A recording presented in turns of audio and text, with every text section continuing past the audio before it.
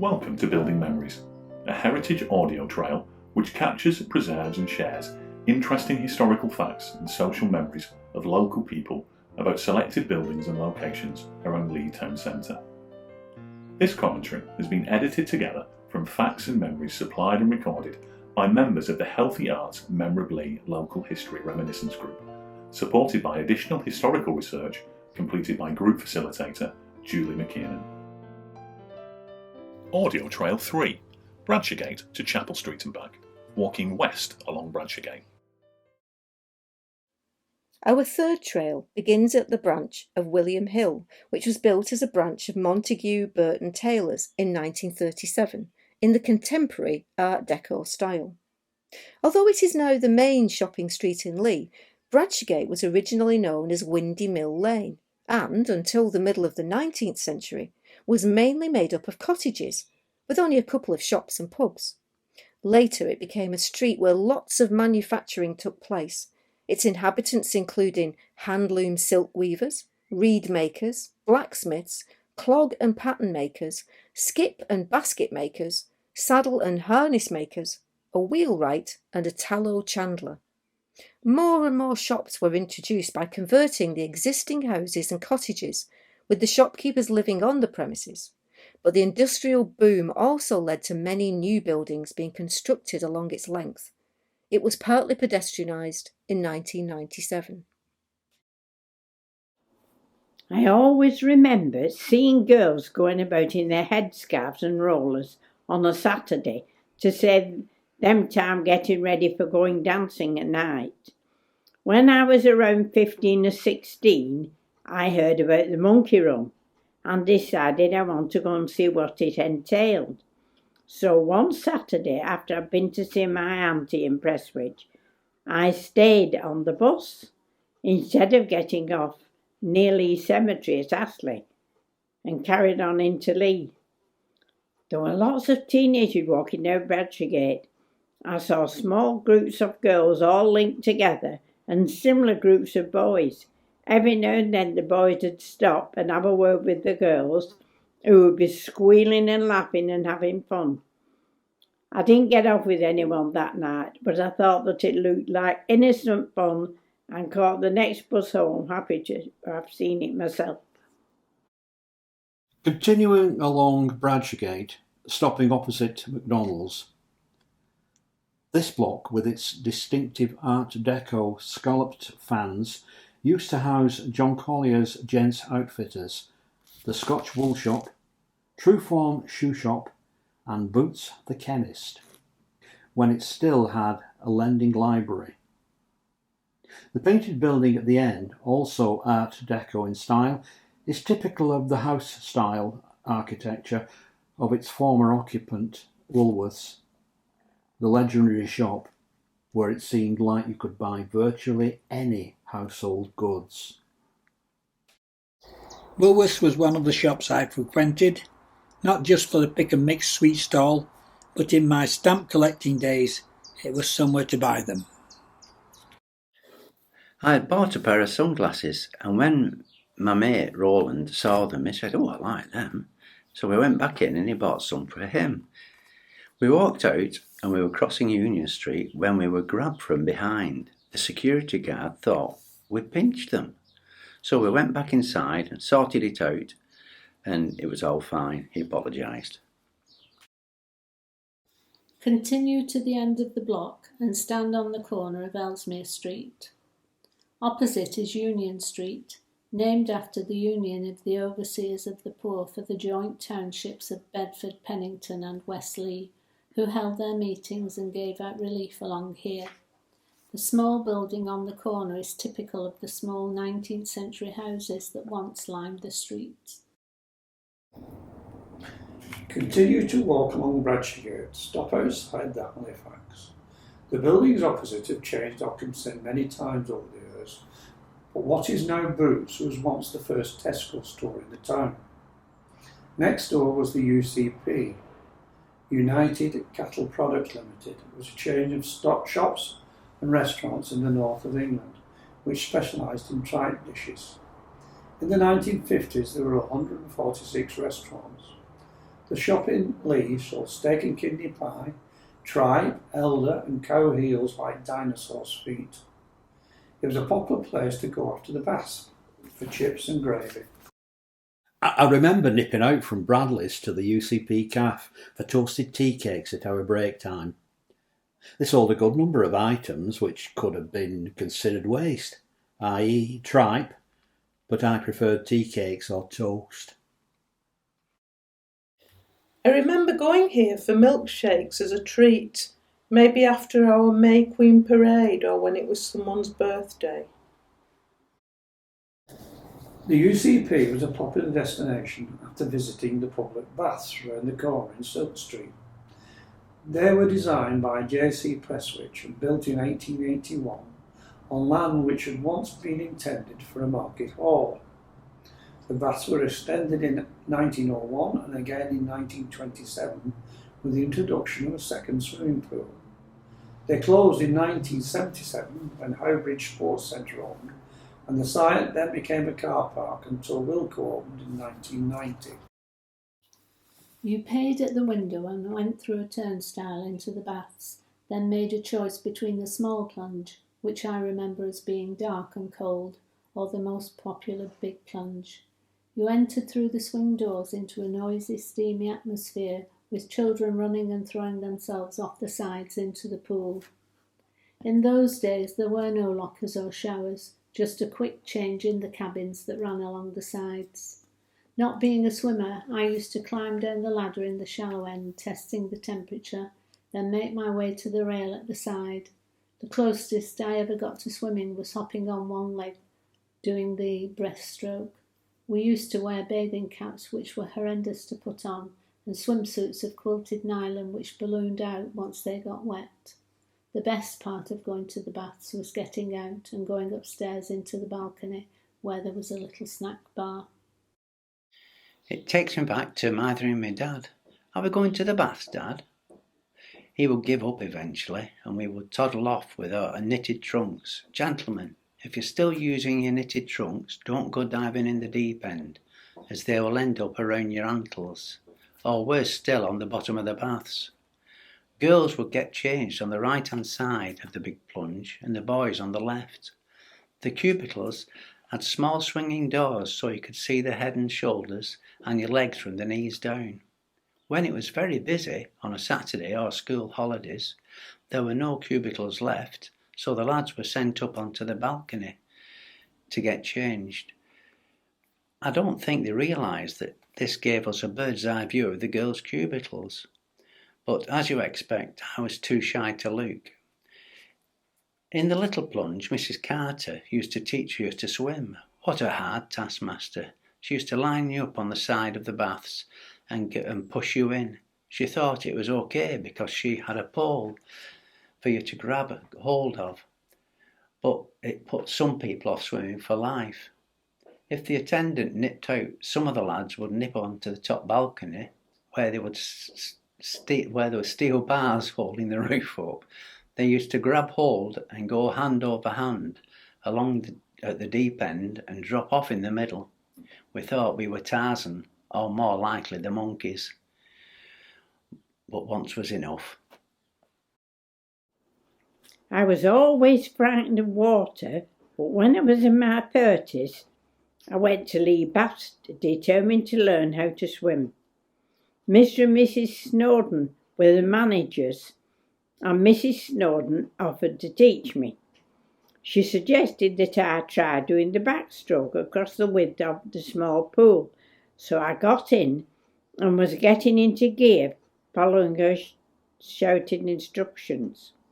Belly up, etc., when someone came in and interrupted her, and I nearly drowned. I first attempted to learn to swim when I was about 7 in 1941. I went to Lee Baths with my best friend Gerald and would soon have mastered it, but there was a polio scare and a rumour it could be transmitted at the baths, so my mother stopped me going. The shop on the opposite corner of Silk Street was, for many years, the Army and Navy stores. The Army and Navy Cooperative Society Limited was formed in 1871 to supply goods to its military members at the cheapest rates, but in the 1960s it became the place to go to in Leigh for army greatcoats and camping gear. Continue to walk along Bradshawgate, cross Albion Street and stop outside Home Bargains. The building opposite on the corner of Ball Street was designed and built by J.C. Prestwich in 1906 for the Leigh Club.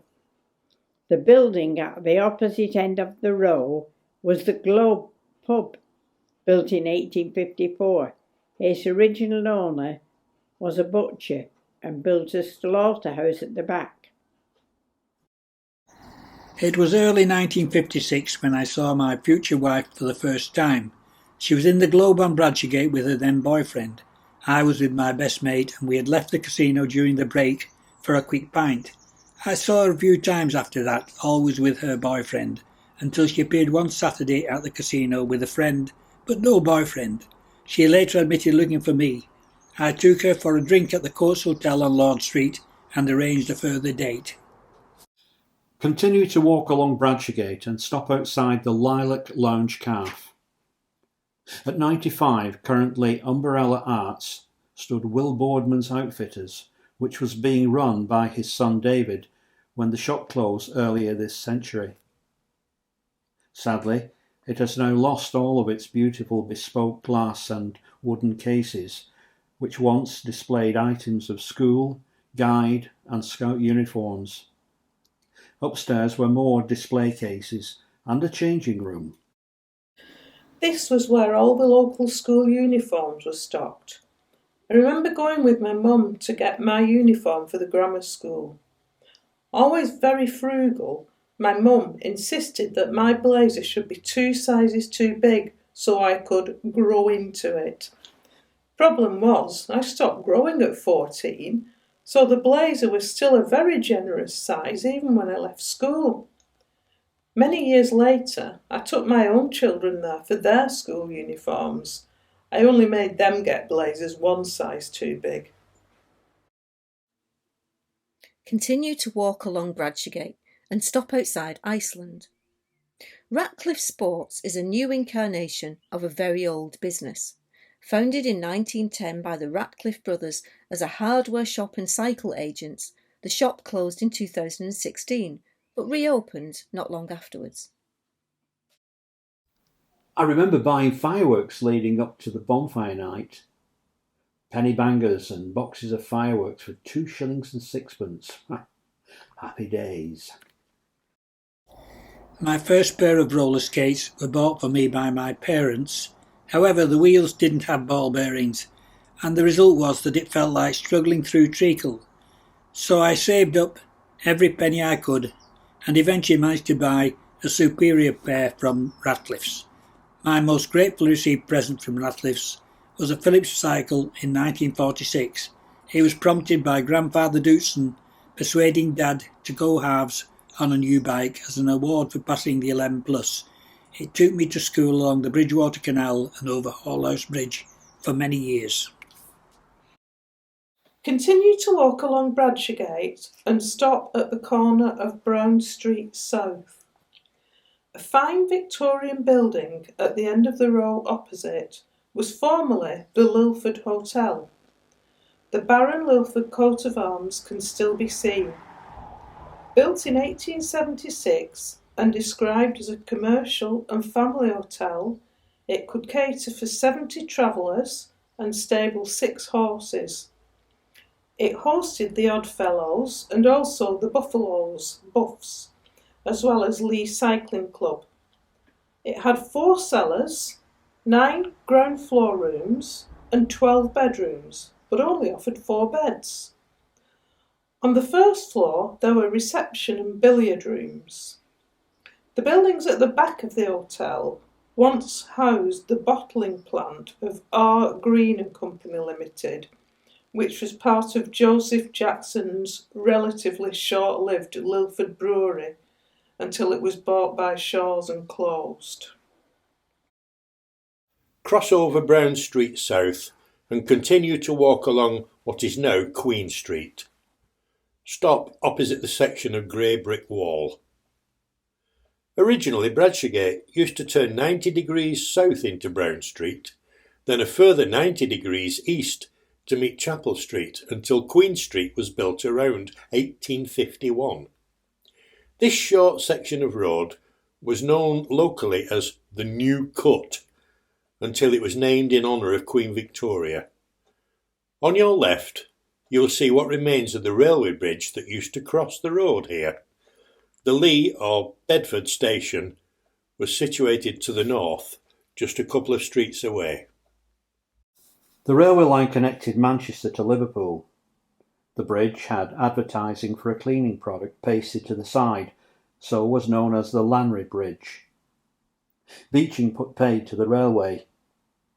I remember using the trains out of Lee Station, first of all to get to Liverpool, when we were young, to catch the overnight ferry to Dublin. But also in 1962 to get the chartered train to Featherstone to watch Lee in the third round of the Challenge Cup.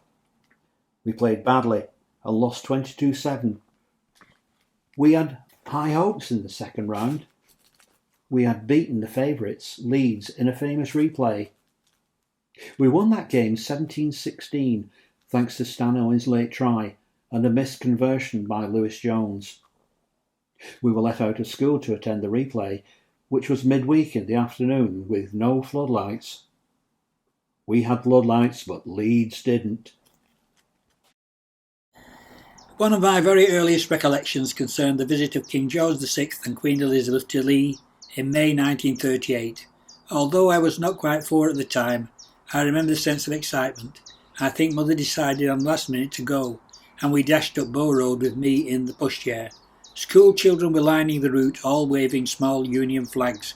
We got as far as the junction of Chapel Street and Queen Street when the royal procession came past, and Mother held me up. I remember a postbox on the corner and opposite a shop with a large cow's head in the middle of the window. I think it was the leather goods shop. A popular shop on Queen Street was Jackson's Bazaar, selling hardware of every description and carrying out lawnmower repairs and blade sharpening. We were registered for rations at a grocer's shop on Queen Street, which was near the bridge. I think it was called Bergen's. The lady used to deliver the groceries to our farm, tear out the coupons from the ration books before she handed them over.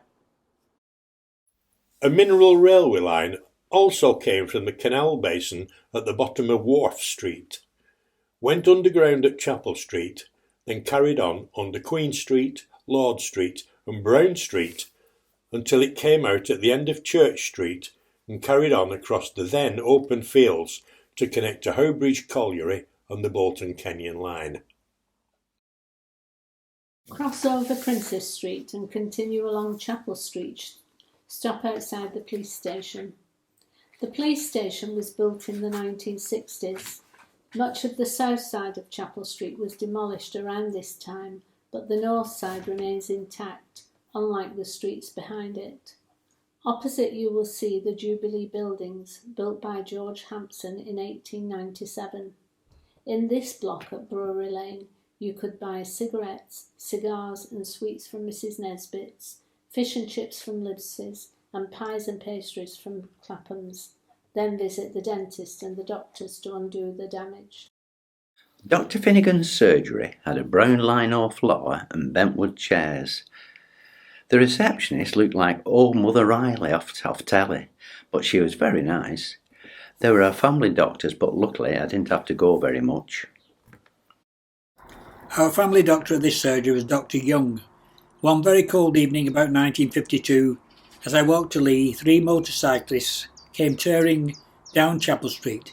There was an almost imperceptible bend in front of the Eagle and Hawk, and the road was very smooth.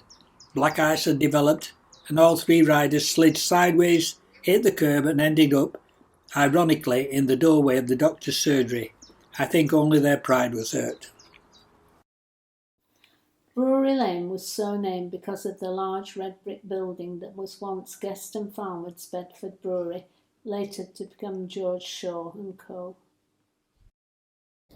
Cross over Brunswick Street and continue along Chapel Street Then over Mother Lane and walk past St George's Church, stopping opposite Bedford Church.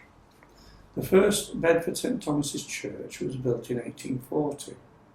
The current Grade 2 listed church was built alongside it from 1902, as the old one was gradually demolished and the new church is rededicated in 1910. The church was officially closed in 2015 after standing empty for 2 years. All the services being moved to All Saints Church, which was renamed St Thomas and All Saints Church. I have many memories of the church as my father's family were at C of E, and I would attend many services such as weddings, christenings and funerals, though I always felt a bit odd, as though C of E was a foreign religion, but that was how we were taught. I also remember there being a very popular youth club in the crypt below. Cross over Turner Street, continue along Chapel Street past the entrance to Bedford Square. Stop at the top of Duke Street. Across the road once stood Bedford Wesleyan Methodist Chapel. The original building, which opened in 1793, was the first Methodist chapel in Leigh, and was unusual for a nonconformist chapel, as it had its own burial ground. It was rebuilt in 1872 and had its own primary school behind it. Both were demolished in the 1990s. In 1960, when I was around 12 years old, I went to church and daydreamed my way through the morning service. I was wearing my new best short trousered suit, first time on. When we got home, my brother Brian said, "Let's go for a ride on our bikes down the canal." Mum warned me to be careful with my best suit on, but I was going to go back to Sunday school in the afternoon, so didn't want to get changed. So off we went down to Butts Bridge, down onto the towpath to Horlouse Bridge, then over and down past Doc Dillon's property, which had a barbed wire fence all the way round it. Just a little way down the bridge, my brother suddenly gave me a shove, and I shot off into the barbed wire, which caught on my new shorts and ripped. Well, I went mad at her kid, and when we got back home, I showed my mum, and she was not happy, but luckily I had to dash off to Sunday school. Cross over Duke Street and continue along Chapel Street. Cross Rothay Street and stop outside the Three Crowns. Originally a farm, it was a pub by 1836 and later gained a reputation for a ghostly figure seen creeping in the back door after closing time. After starting up at Bucks Farm, Pennington, in 1878, Leigh Rugby League Club moved here in 1879, playing on a field at the back of the pub. There was a stand for spectators, but the players had to get changed in the cellars of Butts C of E School in Clarence Street. In 1889, the club moved again to Frog Hall Field, Mather Lane. Across the road, County Motors was previously the Bedford Picturedrome. The frontage of the cinema, which opened in 1914, was on Chapel Street, but it actually stood on the corner of Brydoak Street. There was seating for approximately 640 patrons, bicycles, mail carts and perambulators stored free. In 1955, CinemaScope arrived at the cinema with the deluxe colour film 3 Coins in a Fountain. It was 2 pence at the front and 3 pence at the back. The main film changed 3 times a week. It closed in 1959 with Annie, Get Your Gun. Me and my pals used to go to the Saturday Tanner Rush with all the other Bedford kids. It was always packed and the film would keep snapping, so we'd stamp our feet and shout, "Put a penny in," till it started again. Then there'd be an intermission and we'd all go to the little kiosk in the foyer, which was mad busy selling chocolate and ice lollies, etc. Once we were watching the film Flash Gordon when all the lights went on and the film stopped, starting the usual riot. Then this little old man attendant came in with his big metal torch and started shouting, "Shut up and listen!" whilst running his torch up and down the old metal radiator, making a right racket. All the lads and girls were laughing, and it carried on a while until we finally stopped. This is the funny bit. The old attendant said someone had taken a tube of Rolos from the kiosk without paying, and the film wouldn't start again till someone owned up. Well, you can imagine, 200 or 300 kids just erupted. It was deafening. Anyway, he gave up and started the film. Another exciting Saturday afternoon out in Bedford Cinema. My local cinema, it showed similar films to the Regal, Palace and Hippodrome, but usually 6 to 12 months later, and whereas the others had a main feature on all week, the Bedford usually had 3. There were 2 entrances, the front kiosk up some steps was usually manned by Mrs. Room, who lodged above my family's butcher shop on Chapel Street.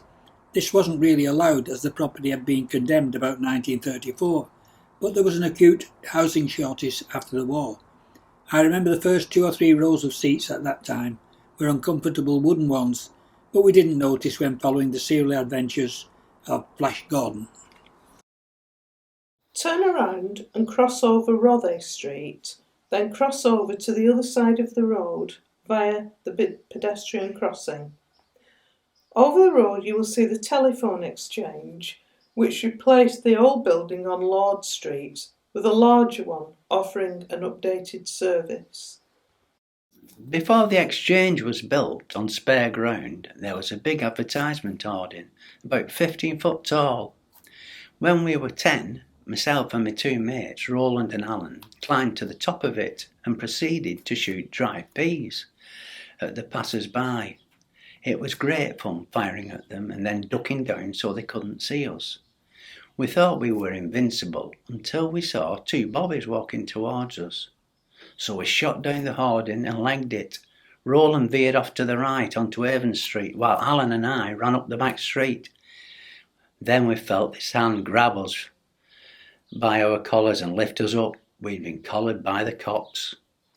We thought they wouldn't catch Roland as he was a very fast runner, but then the other bobby came round the corner carrying Roland with his feet off the ground by the scruff of his neck. They gave us a good telling off and told us how daft we were, that we could have fallen off, and we promised not to do it again. Luckily, they didn't tell me mum. Cross over Battersby Street and North Street and continue along Chapel Street. Cross over the entrance to Bedford Square and stop opposite St Joseph's Catholic Church. Chapel Street, originally Chapel Lane, is named after the old chapel from 1778, which was replaced in 1855 with the current Grade II listed church. John Middlehurst, a Jesuit father, was the sponsor of this ambitious undertaking, arriving in 1845. He stayed until his death in 1877. The church hall was built on the site of the old chapel in 1925. My second home at times. Dozens of plays and pantomimes and thousands of memories. One memory is at pantomime time when the first Friday we were treated to a buffet at the Eagle and Hawk. Jim Barker and his wife always did us proud. I could write a book in memories of the last 50 years. Yes, 1971, when I first trod the boards. Although I've been a parishioner at other churches, St Joseph's it always feels like home. Across from St Joseph's was a newsagent's where we could buy religious artefacts. We always went to the pantomime. It's great when you're kids. You know what's coming, don't you? He's behind you! Oh, no, he's not. Oh, yes, he is. Cross over Brewery Lane and stop outside Clapham's Bakery. Clapham's is a local firm which had been operating for over 50 years. Opposite is the former Eagle and Hawk pub. The original building dated from at least 1766, but was demolished in 1939 and replaced with this building. There is little left of the streets which once stood around it. They were demolished as part of slum clearance in the 1950s and 60s to widen Chapel Street and make room for the new Magistrates' Court and police station. When Brunswick Street, Trafalgar Street, Henry Street and Wood Street were demolished, all that was left was a large flattened area. Then all of a sudden a poster went up advertising "The Daredevils are coming." A very high wire act with no safety nets and a motorcyclist that ran up a tightrope right up to the high wire doing all sorts of tricks. He was brilliant. It was so high that you didn't need to pay, as you could see it all from across the road.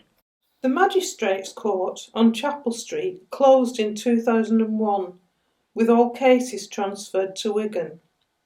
I remember working there as a probation officer between 1998 and its closure. There was a much talked about case where a homeless petty offender was granted bail to a wheelie bin. His solicitor did rather too good a job bemoaning the state of the welfare system and rather dramatically claiming that Beveridge would be turning in his grave if he could see such an unfortunate young man being sent to prison for want of an address.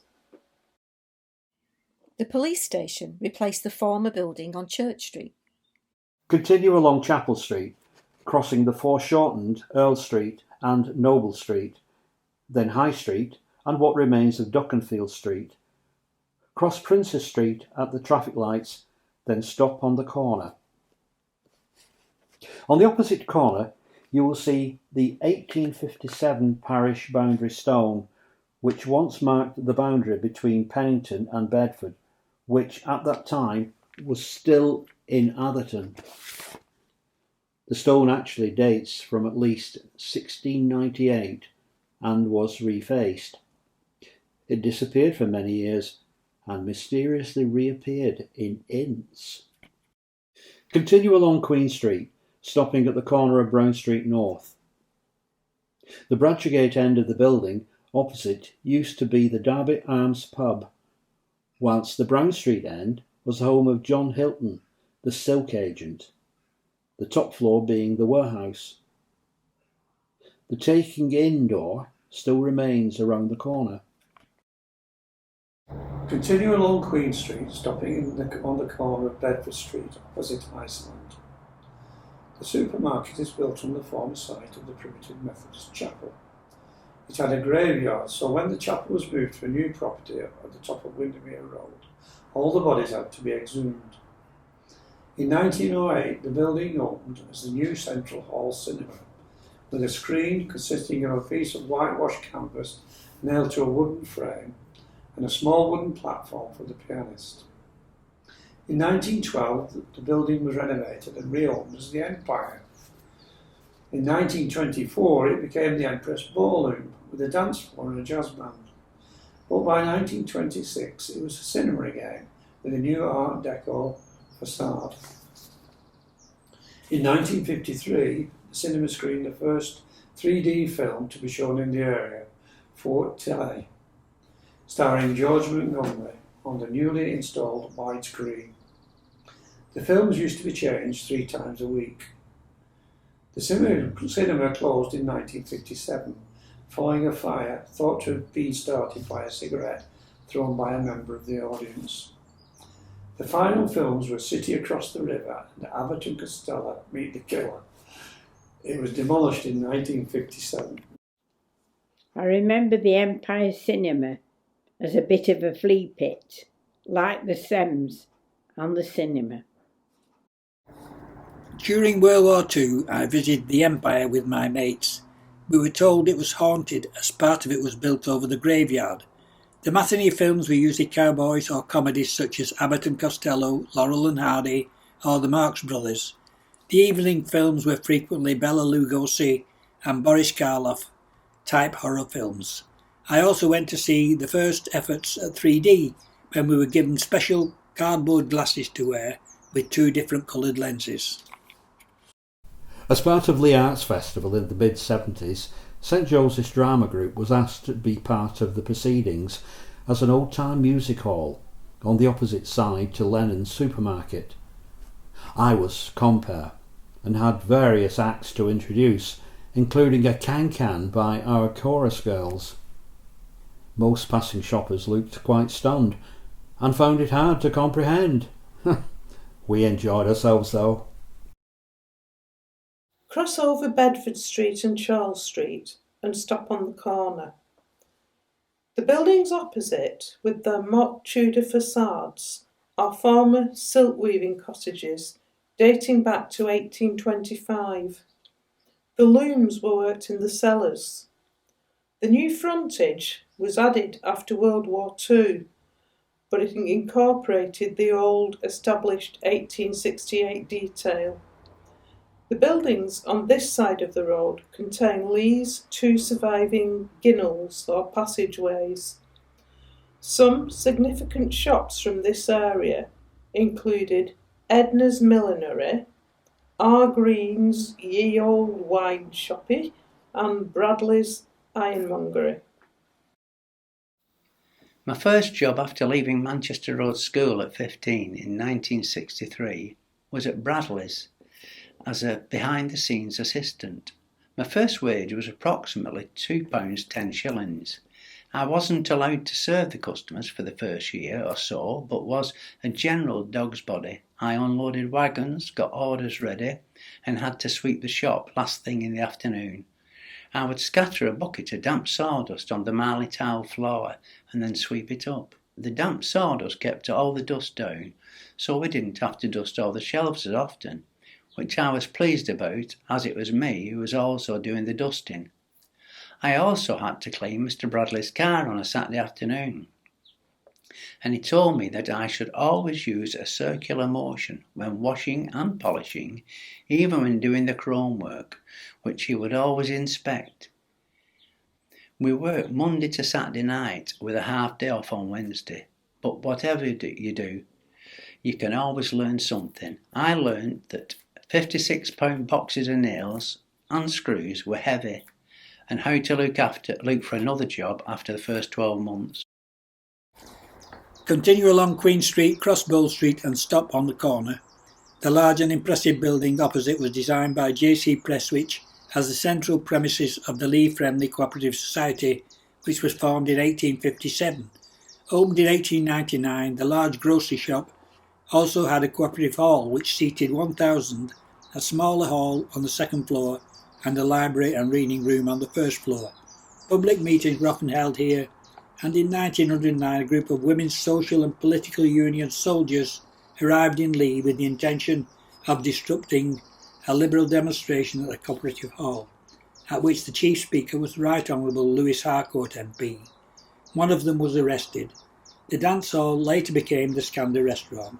The store was modernised in 1965, almost doubling the retail space, and was renamed Quality House.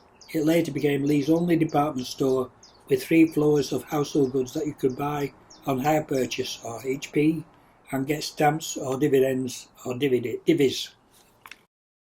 In the mid-60s, we went dancing there, and Jerry and the Pacemakers were top of the bill with the Hollies as supporting act. The Hollies were brilliant, and when Jerry came on, they were rubbish. Eventually, they were booed off. The Hollies finished off the night. It was packed. When we were going to the baths, the bus stop was outside the co-op, and there was always a gentleman with one leg selling evening newspapers outside. He most likely lost his leg in the war. He was quite a grumpy chap, and when the kids used to tease him, which I'm afraid they did, he would shake his stick and swear at them, which caused great amusement. I remember attending wedding receptions at the function room on the top floor. It's such a shame we lost the co-op, as it was the only department store in Lee. On the corner of Albion Street, which was previously known as Downcroft, now known as Windy Alley, stood the Golden Lion, which held theatrical performances on a stage with a galley and a pit on land close by. Richard Guest had a muslin receiving warehouse in Albion Street, which later became a malt kiln for Messrs Harrison and McGregor and Co. The post office occupied this building in 1889 until it moved to Silk Street in 1905. Cross Silk Street and stop opposite the Halifax. This block was designed by J.C. Prestwich and built between 1888 and 89. The Halifax was formerly the Lord Nelson pub, built on the site of an older building from 1770, which could originally stable 8 horses and feed 50 travellers, but had no sleeping accommodation. It was built by William Wilkinson, and on the 12th of August every year until 1860 there used to be an annual event called the Billy Wilkinson's Wakes.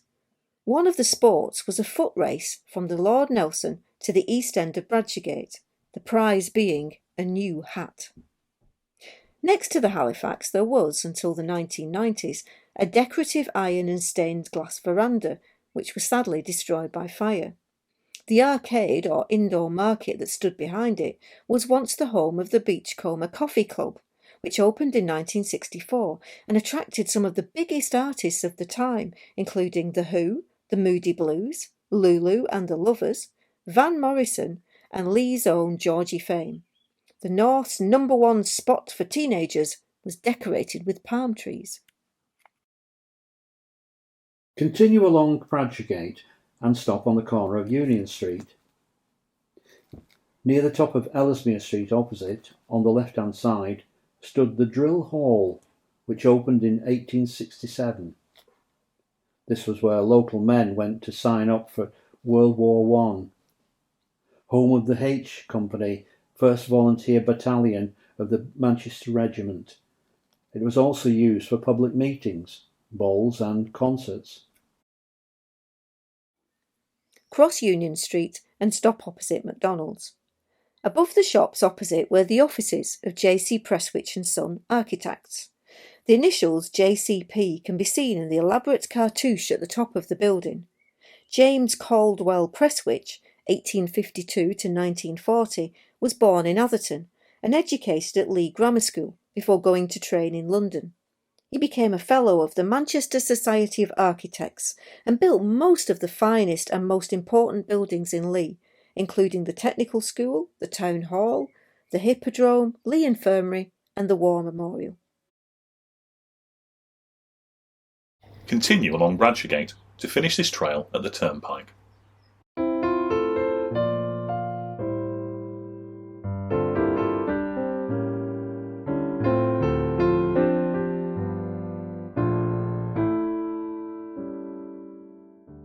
All narration and memories were provided by Chris Boyle, Michael Caine, Francis Derbyshire, Lynn and Roy Edmondson, Keith Hindley, Teresa Hunter, Julie McKiernan, Joan Patrick, George Platt, Steve Rogers, Ernie Rothwell, Ralston Whitaker, and Frank and Julie Woodward. The written trails were compiled, edited and recorded by Julie McKiernan. The historical information was researched from Dr. Lund's A History of Lee, Lee Local History Publication No. 20, Pubs of Lee Revisited, Lee Town Centre Trail, Walks Around Lee by Richard Bond, Old Lee Photographs Facebook page, and Archives, Wigan and Lee. All information was fact-checked by Michael Caine.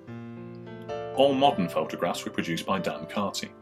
All other images were supplied by Archives, Wigan and Lee, or other sources identified on the images themselves.